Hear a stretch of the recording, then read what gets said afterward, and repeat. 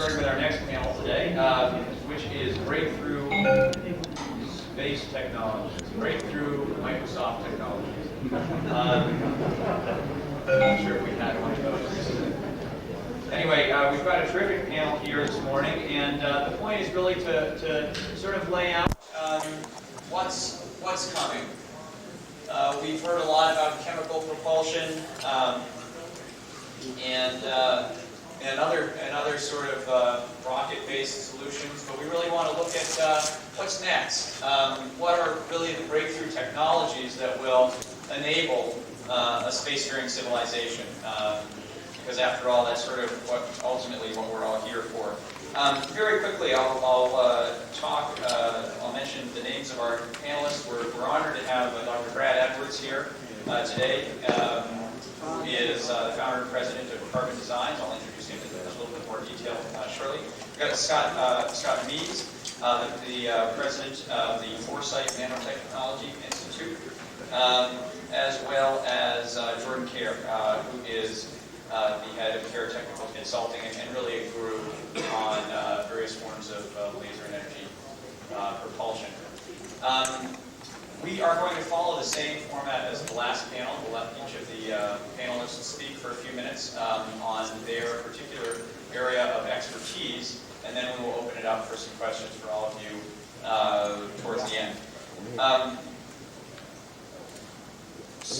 First of all, our first panelist, Dr. Edwards, is widely considered one of, if not the guru of the space elevator. As I mentioned, he has a PhD in physics. He worked at the Los Alamos National Laboratory for 11 years before moving on and deciding essentially to do it independently and to go out outside of government structure and to take the steps necessary to begin working on the space elevator. He has been featured in various magazines, television stories, and various other forms of media. He's widely interviewed on the subject of the space elevator and has played a central role also, I think, in the Spacework Foundation's new prize competition. So without further ado, I'll let him provide any further introduction to his background. Please join me in welcoming Dr. Brad Edwards.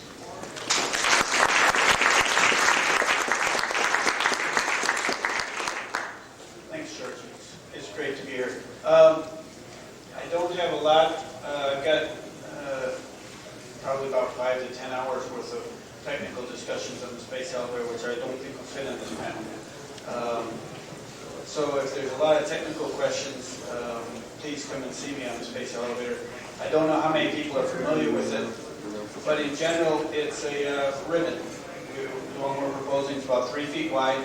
One end is attached to Earth. The other end is 100,000 kilometers, 100,000 kilometers up in orbit.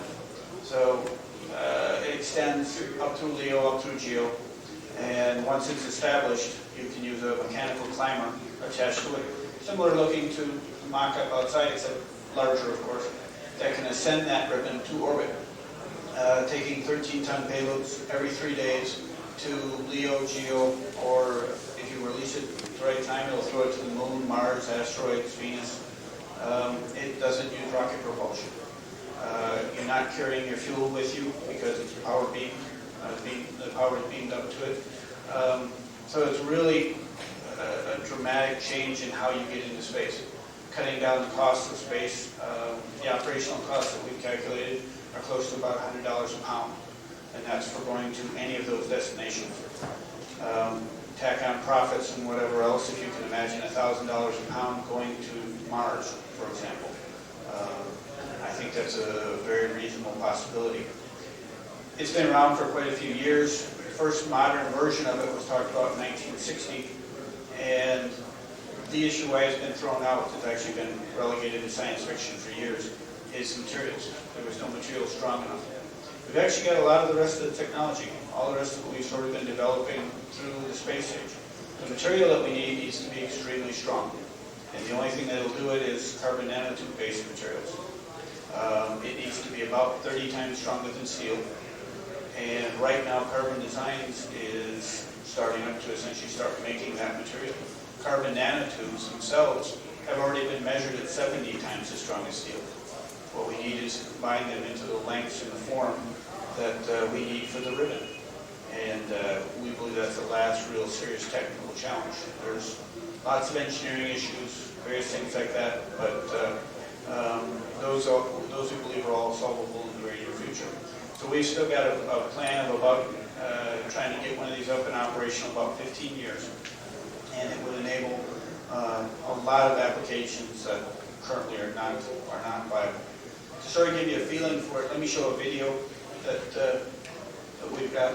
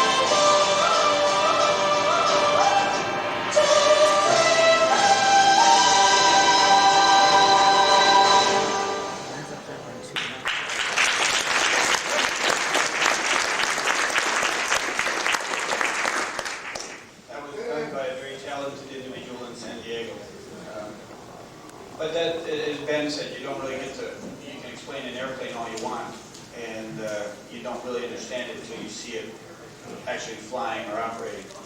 In this case, you know, I can stand up here and explain about ribbons and timers and lasers, and you won't get a feeling for it, but I think the video helps to sort of show what we're talking about, and it glosses over a lot of stuff.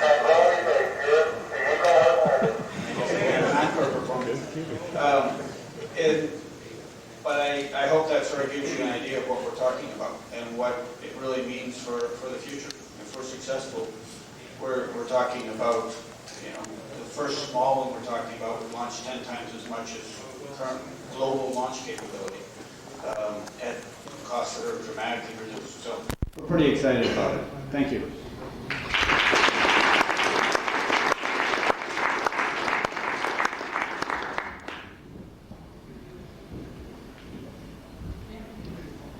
Thank you, Brad. That was absolutely tremendous. The first time I've seen that video. Have you shown that in other places? A couple of small things. It's really terrific. We should get that out.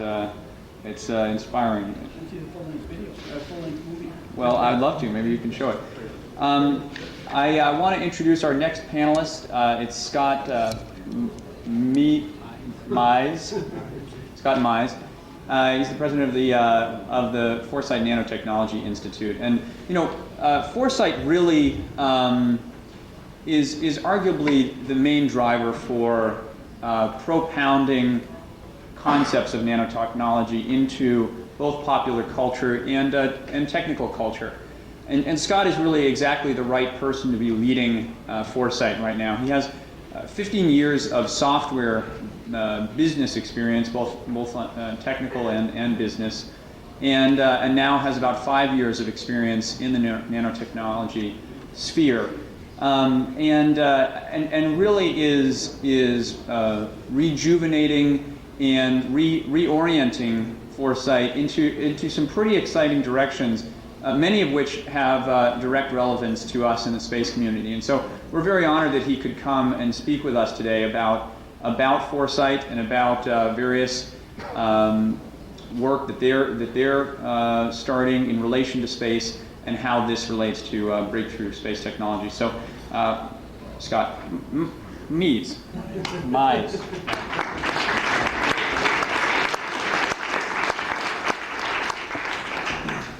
Thank you very much. I can tell after this morning's presentations I have to get a video.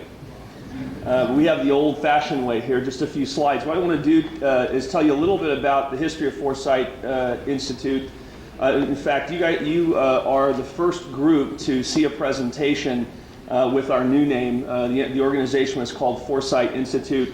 For various rebranding reasons, we've decided to call it Foresight Nanotech Institute so that people who aren't familiar with this will really understand what our focus is. And so I'm going to tell you a little bit about the history of Foresight and what we are focusing on today, how we've sort of reoriented the organization, and that ties directly into space development. And then just a little bit of some ideas about what areas of space development are likely to be impacted by nanotechnology. So next slide, please. So Foresight was founded almost 20 years ago by Eric Drexler and Chris Peterson. If you know anything about nanotech, you probably know Dr. Drexler's name. And it was really created to popularize and educate people about the concept of nanotechnology. And this has gone under various names over the years: molecular nanotechnology, molecular manufacturing, molecular machine systems, etc. We're a think tank and public interest organization fundamentally, and what that translates into is really a lot of publishing of information and communicating information. So we've published 4 books. We've promulgated a set of guidelines for safe development of nanotechnology, produced numerous white papers, essays, articles. We run a top 5 nanotechnology website, and as of Monday morning, you can go to our site and see the new Foresight website. Next slide, please. We've published 54 newsletters. We've held 12 conferences. We award the Feynman Prizes for nanotechnology in both theory and experiment. We've awarded 18 of those over the years. We had a hand in catalyzing the National Nanotech Initiative. We have extensive placement in the press worldwide. We're a very active public policy voice. Our membership is a little over 14,000 people, and we've got a staff of 10. So an organization that's now growing.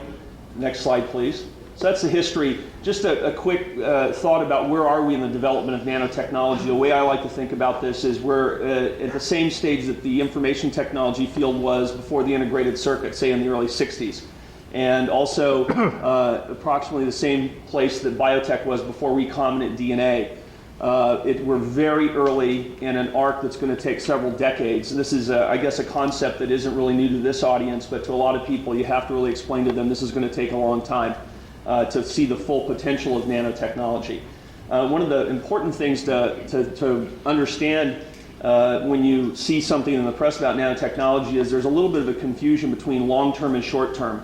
Foresight Institute was founded basically on the concepts of Eric Drexler, which was very much a long-term vision for what we call robust nanotechnology, molecular nanotechnology. And this is something that won't come to fruition for a few decades. But also what happened in the meantime is that the field began to progress, and the word nanotechnology came to mean something a lot more general. which is just basically structuring and controlling matter on size scales below 100 nanometers.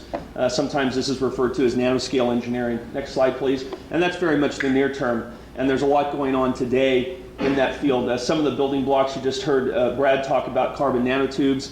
There are other fundamental materials that are being produced today, most of them not in commercial quantities as yet, but these are sort of the initial building blocks that we'll be using to create nanotechnology products. And fundamentally, when you think about nanotechnology, it's fundamentally a materials revolution. Brad mentioned that the reason that the space elevator had been in the realm of science fiction was because the materials weren't available. Well, nanotechnology is about fundamentally transforming the business of making materials. Next slide, please.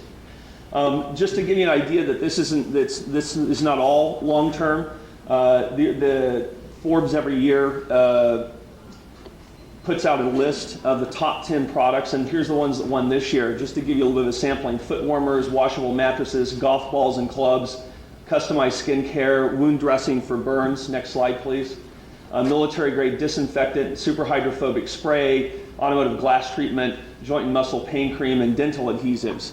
And the interesting thing about this list to me is a lot of these are consumer products. So you can go out today and you can buy scores of products that incorporate nanotechnology. Next slide. Now, molecular nanotechnology is the word that we put on this much longer-term vision, and this is the ability to have thorough, inexpensive control of the structure of matter based on molecule by molecule, atomically precise control of products and byproducts of molecular manufacturing. And this nanoscale engineering that we can accomplish today is very much an early precursor of this more sophisticated type of nanotechnology, which actually involves building devices, machines, and systems of these devices and machines on the nanoscale that have the capability to manufacture other things on the nanoscale. And that's very much a long-term, several decades proposition. Next slide, please. What we've decided to do at Foresight, in its early days, it was very much focused on long-term technology. And we decided that it was time for us to be focused, in addition to that, on more near and midterm applications. And one of the main motivations of this is really to make Foresight more relevant to a much broader group of people so that we can be more effective at achieving our ultimate goal. And we said, let's focus on the big challenges, because typically big challenges mean big markets most of the time. And this helps to focus the societal investment on the R&D side. And also these big markets also provide significant financial incentive for investors. So if you really want investors to get involved, you need to be focused on these big markets. And also it provides a basis for bringing together alliances of very diverse people to accomplish these goals. And so we sat down and said, okay, what are the big problems that humanity is facing that can be addressed by nanotechnology? Next slide. And so what we formulated is a list of challenges called the Foresight Nanotech Challenges. And I'll just read them off. Meeting global energy needs with clean solutions, providing abundant clean water globally, increasing the health and longevity of human life, maximizing the productivity of agriculture, making powerful information technology available everywhere, and I do mean everywhere, embedded in everything. And finally, last but not least, enabling the development of space. So this has really brought space development to the core of the mission of Foresight Institute, and we're looking forward to further cooperations with NSS and the rest of the space community on our mutual goals. Next slide. And so what I want to do is just give you essentially a laundry list here, and this is a subset. It's just a starting point. But what are the areas of aerospace that nanotech is likely to impact either in the long term or the short term? First one is structural materials, exactly what Brad is using carbon nanotubes for. Smart materials, things that are adaptive, things that are self-healing. These are things that can sense their environment and change their behavior and change their state based upon what's in the environment.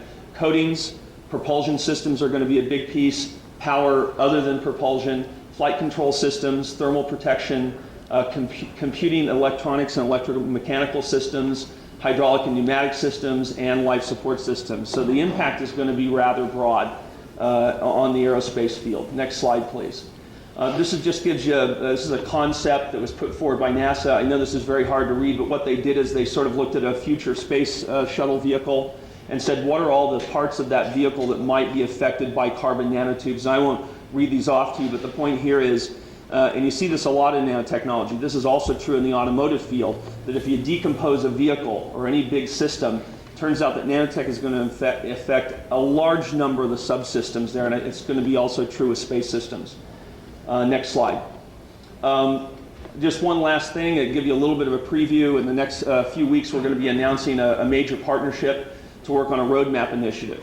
And what this is essentially going to be is a roadmap for productive nanosystems. How do we get from where we are today to this more robust form of nanotechnology? And we hope that this will be a way to bring together all the stakeholders that will be impacted by the development of nanotechnology. We see space development as a big part of this roadmap. And we hope that what the outcome of that will be is to provide a clear framework for people to work around and work upon, and also provide a rational basis for a research agenda and a commercialization agenda that will bring forth all these very powerful technologies as soon as possible. And the name we're putting on this roadmap is a technology roadmap for productive nanosystems. So watch this space. We'll be announcing in a few weeks a partnership to develop this roadmap, and then hopefully that will be the start of a lot of very positive activity in the space, and much of it having to do with space development. Thank you very much.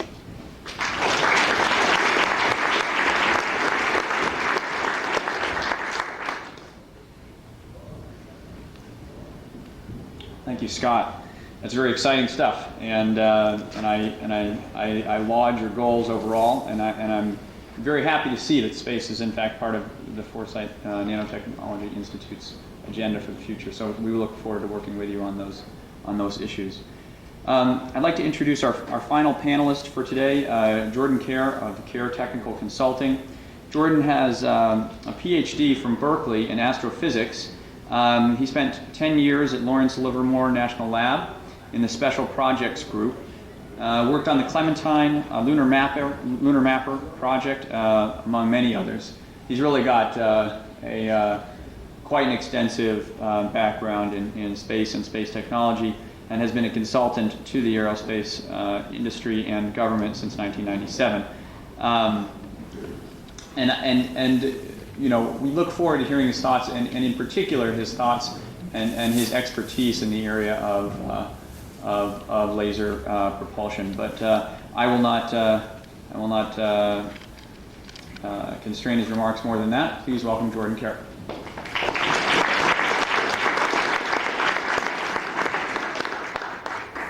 Thank you very much. Glad to be here. Let's see if we can pull up one or another version of presentations here. I have to admit, you know, Brad is now setting the standard these days for video productions. I'm afraid I'm far behind the curve, so just plain old ordinary view graphs. What I wanted to talk about, though, was not quite revolutionizing the entire structure of technology or colonizing Mars, just getting to orbit better and cheaper. With a technology which hasn't gotten nearly the press of space elevators, but is maybe a little bit easier to do, and that is laser launch. This is the basic concept, courtesy of Arthur Kantrowitz in 1972. When you want to go to space, why don't you leave the hard parts on the ground, meaning the energy source in the form of a large laser, and make very simple rockets. So simple, in fact, that I usually say that the vehicles are about as expensive as an automobile and about as complicated as a refrigerator. Somebody said, these days my refrigerator is too complicated for me to understand, but you know, what can you do? And because you're dealing with a large capital investment on the ground, you tend to want to design systems to launch large numbers of vehicles into space with relatively small payloads. Relatively, though, being, of course, in the eye of the beholder. I talk a lot about a system that launches a couple 100 pounds at a time, but even that size system can launch 3,000 tons per year into orbit. For the sort of money that people talk about for, say, reusable launch vehicles or a space elevator, you can build a laser launch system that launches a couple of tons at a time and launches tens of thousands of tons per year into orbit. Next slide. Very briefly, it's an idea from the early 70s. It's been worked on by various people over the years. The big problem has been, how do you get something that works with a reasonable laser? There are some new ideas for both the vehicle and the laser which make it practical now. Next slide. Some of you may have seen this concept. It's an idea developed by Lake Mirabeau from Rensselaer Polytechnic, a pulsed propulsion scheme. It's very elegant. It's been demonstrated flying up to higher than Goddard's first flight, like likes to say. It has some problems, though, because it needs a big laser even to test the concept, and no one is building the particular flavor of pulsed lasers that's needed for it. Next slide. Next slide. This is a much simpler approach that I've been following for some time. Basically, those of you who are familiar with nuclear rockets or solar thermal rockets will recognize this. A tank of propellant, probably liquid hydrogen, something to absorb the laser energy, looks like a sheet of black metal, but it has passages in it to heat the hydrogen, plain old rocket nozzle at the back. Incredibly simple to design, simple to build. You can test it without a laser, so it's something you can actually work on in a university lab. And it works with any kind of laser. Next slide. This is the very simple vehicle, something that might be from here to the back room, mostly balloons full of liquid hydrogen, very thin tanks, not real balloons. A few thousand pounds for a vehicle. Next slide. And I'm flipping through these obviously very quickly. Feel free to bug me afterwards with technical questions if you're interested. Those of you who have done rocket stuff know that everybody talks about specific impulse and they fight desperately for the last couple of seconds of specific impulse. This system starts out with 50% more specific impulse than the best chemical rockets and can go up from there. Next slide. The problem has always been, what do you do about the laser? There's a quote, there are liars, damn liars, and laser builders. And I just recently found somebody who was in the room when a 3-star general made that quote originally. The solution, which has sort of only recently become obviously the right solution, is you don't build one huge multi-megawatt or multi-hundred megawatt laser. You build a lot of little lasers. It's cheaper, you can mass produce them, but the most important factor is that you can develop them. You can develop this technology by aerospace standards, a shoestring. You can figure out exactly how it'll work, test all the hardware, and then just hand blueprints to somebody and say, build me 1,000 of these. Next. The magic underneath it is laser diode arrays, in the same way the magic underneath the space elevator is carbon nanotube ribbons. The difference being that laser diode arrays are already $1 billion a year industry, and they are falling in price by 30% a year or possibly faster, depending on who you ask. They're wonderful things. Your laser pointer is a very low-end example of it. That picture is a brick that you put DC power into and water cooling into, and 1,000 watts of light comes out the side. Next slide. We've all seen this. There's always been a problem with laser diode arrays that kept them from being usable for this, which is that they're not a coherent beam. They're sort of a flashlight. Each diode puts out power independently. For years, I would give this talk, and I would wave my hands vigorously and say, I think I know how to combine the diodes and get a good enough beam. In the last year and a half, 3 different sets of scientists have developed laser technology, scientists and engineers, that solve that problem for me. So I no longer have to worry about it. Next slide. I'll just skip this. Fiber lasers, diode pumped alkali lasers, and spectral beam combining are the 3 techniques. The interesting thing is that when 3 different people come knocking on your door and say, hi, I've solved your problem for you, it suggests that maybe it's time you should do something. Next. This is just the most interesting of the 3 to me. High power fiber lasers convert diode light into single mode high power laser light with 90% efficiency. Now, you don't get 90% efficiency in the real world, and yet these do. This is also a fascinating technology for all sorts of other things. If you want your garage shop to have a laser cutter in it, you'll probably have a fiber laser in a few years. Next. Skip this, just ordinary telescope technology.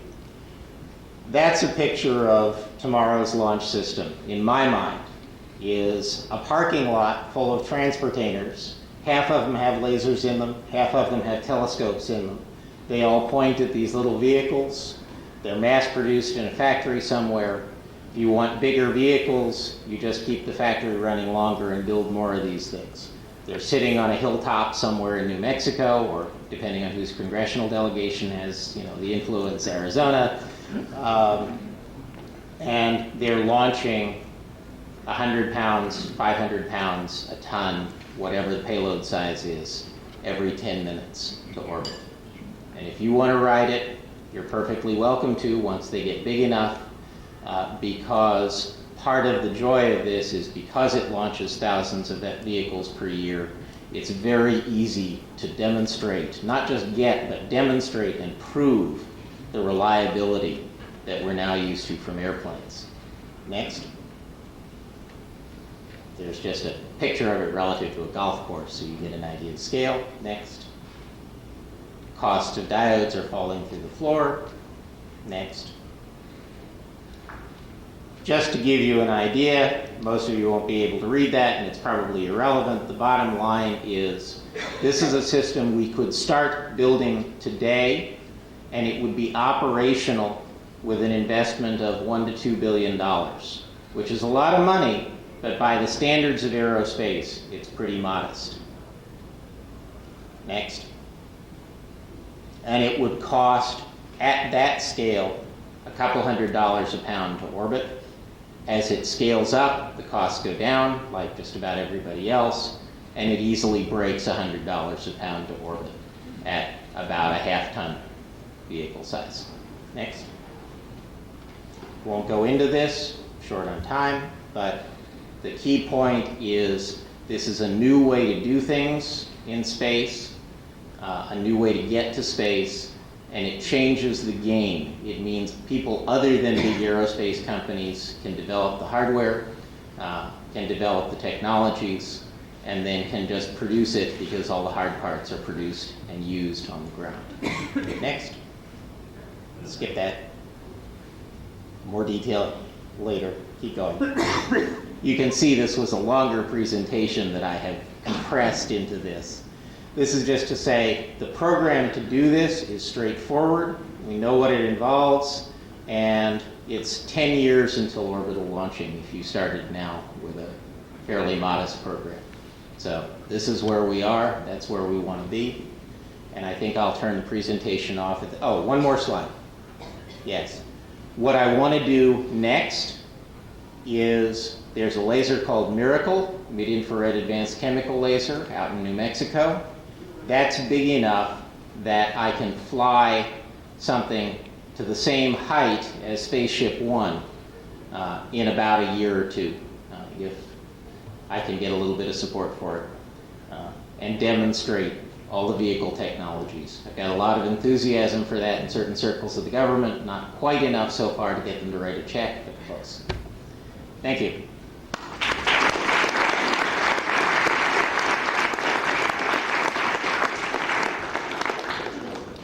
Thanks so much, Jordin. That was terrific. I think we will move straight away to questions. We will have around 10 minutes to do so. So why don't we start off there? Dr. Edwards, what are the business models that you're pursuing with the space program? And before we begin, let me just remind the respondent to repeat the question, if you would. Hello? Yeah. The question was, what business models are we pursuing? There's actually several at the moment. We are talking about needing about $10 billion to build a space elevator, which would have sort of the capacities you saw. $10 billion in today's world has been provided for a number of projects, but it's still a large chunk of money. And part of it requires demonstrating capabilities. I have been approached by several large investors that have said if we can demonstrate the material technology, that they'll come up with the money to build one. But I don't have that in writing, so until that check's actually written. What we do have going are, we are working to get some engineering and development centers started. It looks like there's going to be one center coming up actually in Barcelona, because there's an individual there very excited about it. We've talked about starting one up in Las Vegas possibly, in conjunction with the Arthur C. Clarke Foundation. We had talked to them briefly about it at one point. We do have a number of promotional activities as well. To a large extent, most people don't know about the space elevator, and when they do, they consider, the science fiction versions. Our business model is to try and get the funding in the small chunks initially to get through the engineering hurdles, potentially collecting up intellectual property, spin-offs, and then work to getting larger funding, either from national consortiums or potentially from private industry. There's been a number of suggestions on how to do it, and we're working those. But as everybody in this group knows, getting a space program started is sort of tough. Great. Maria? Yeah. Dr. Kare? In terms of performance, which could be the best one for propulsion? Laser, microwave, or antimatter? The question is, which would be? There we go. The question is which would be best in terms of performance, lasers, microwaves, or antimatter? Boy, there's a set of comparisons for you. There is a microwave version of the concept that I just showed you. A gentleman named Kevin Parkin at Caltech has worked on that. He and I, talk to each other. We have our individual preferences. I honestly don't care, in the long run. I just believe that beamed energy solution is the right one. The advantage of microwave is you can buy right now microwave tubes considerably cheaper than you can buy lasers. The disadvantage is it's much harder to focus the microwaves over the necessary distance, and so you either end up with needing a lot more power and accelerating a lot harder, or else you need enormous antenna farms to focus the microwave beams. In the long run, I think lasers clearly have the advantage. Antimatter would be truly wonderful, but it's so far, a lot more expensive to produce than lasers. So it's a still longer-term solution. It's in the category of magic that until quite recently, carbon nanotube technology was. That is, obviously it's physically possible and it's made in nanogram, count individual atom quantities, but we're a very long way and a very large investment away from producing it in quantities needed for propulsion. Jordin, can I ask, have you talked to Centennial Challenges about setting up some sort of prize related to your area? I have not, and I suspect that I probably ought to. One of the difficulties of laser launch compared to some of the other things is that it's limited to my available time, and I don't get to spend full time on it. So it's there's a bunch of avenues I'd love to explore, and simply haven't gotten to yet. But yes, I should be very interested. Great. A question over here. I have a question about the space elevator. Was there some type of the collector collect the laser beam to power it? What kind of material used to collect is this a kind of technology that can be used in more efficient solar and photovoltaic and thermovoltaic collection as well? Yes, most of the components that we base the elevator on are commercially available. What we're using to collect the power from the laser, either silicon or gallium arsenide solar cells. So they're already out there. BP Solar produces them like candy, and so that's sort of the technology that we're working on. And I did miss one thing on the earlier question. One thing we are doing, president and founder of Carbon Designs, working on the materials. And actually, there's spin-offs in that, and much more mundane things as golf shops and stuff. So is the efficiency, do you foresee an increase in efficiency from the typical 20 or 30% efficiency now to higher levels of collection? The question is whether or not we expect to see higher efficiencies on the solar collection. The efficiencies you quoted, 20 to 30%, are for solar collection of solar light. When you collect the laser beam, if you put it at the right wavelength, it goes up 2 or 3 from there. And so we actually already have as much efficiency as we need on those. Scott, I have a question. Can you speak a little bit more about space-related challenges that Foresight is thinking about, and perhaps any processes through which you might think more about those? Yes, thank you for asking, because this is a point I forgot to make in the presentation. You may have seen an announcement last fall that Peter Diamandis has come on board to head up our prize steering committee. I mentioned that we give the Feynman prizes away. Those are for excellence in nanotechnology, but we've got a grand prize that's actually, oddly enough, was founded the same year as the X Prize. It's a $250,000 prize. It's for a couple of very nerdy goals in the nanotech space. But it's not been successful at having people vie for the prize in the way that X Prize was. And so we've asked Peter to come on board with us, and we're partnering with the X Prize Foundation to essentially develop X Prize equivalents in the nanotechnology space. And so what I expect will happen in the long run is that we will have prizes that relate to each of those 6 Foresight Nanotech challenges. One of those will be space related. And we're just at the beginning of that process. We're very interested to have any input that people might want to provide to us, and we're going to be really heating up that activity. What we hope to be able to do is by our conference in October, which is the last week of October in San Francisco, is to be able to announce a set of options that we can sort of down select from. And again, since Peter's going to be involved, you can bet that there's going to be a heavy space component to this next set of prizes.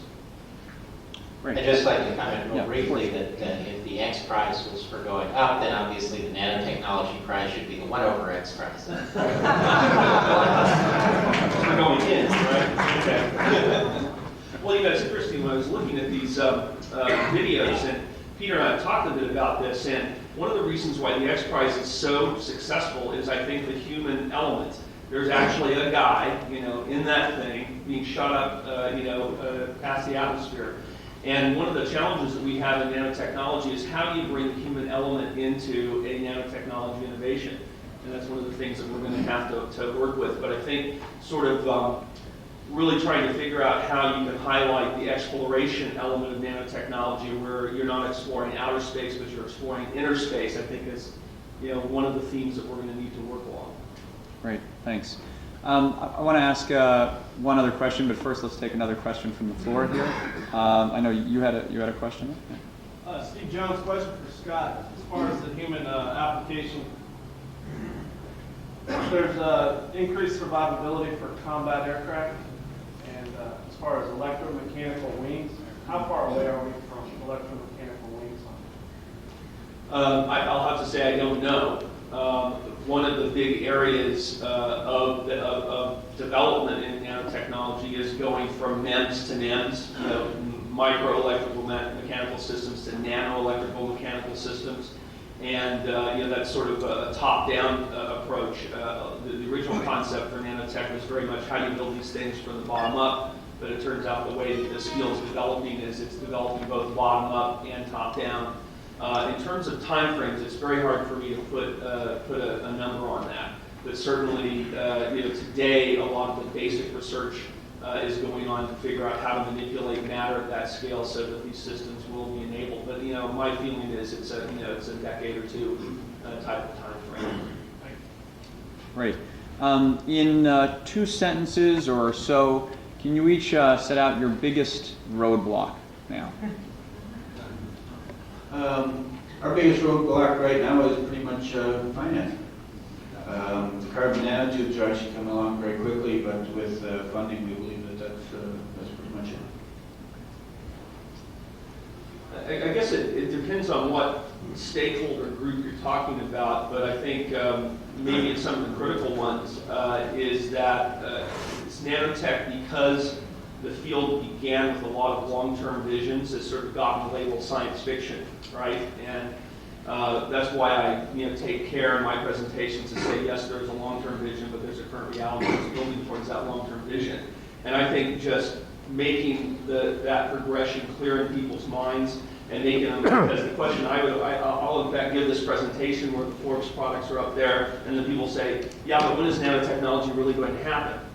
And it's sort of like you're talking past one another. And I think just getting people to understand that it's not science fiction and that it's here today is one of the challenges. Money, of course, standard problem for virtually all technologies. I would say for laser launch, one of the major problems has been that it has, so far at least, failed to grab the attention of the public in the way that some of these other concepts have. And so we quite literally need publicity as much as anything else. Great. Let's get a final question from the floor here. Cliff? Question for Jordin. Wait for the microphone. At a couple hundred pounds a whack and thousands of tons delivered, what do you do with the empty beer cans? Well, of course, you recycle them, like all environmentalists.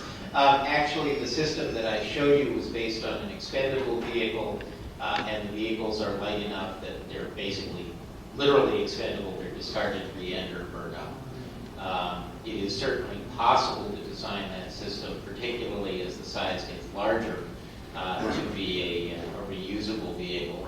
Rather conveniently, that nice big flat heat exchanger on the side of it is also a very nice re-entry system. But it's certainly potentially possible that eventually you collect all of the pieces somewhere and they'll be grind them up and they'll be raw materials for your space construction, which gets you some extra payload for free. Great. I think that's all the time we have. So please join me in thanking our panelists for coming to join us.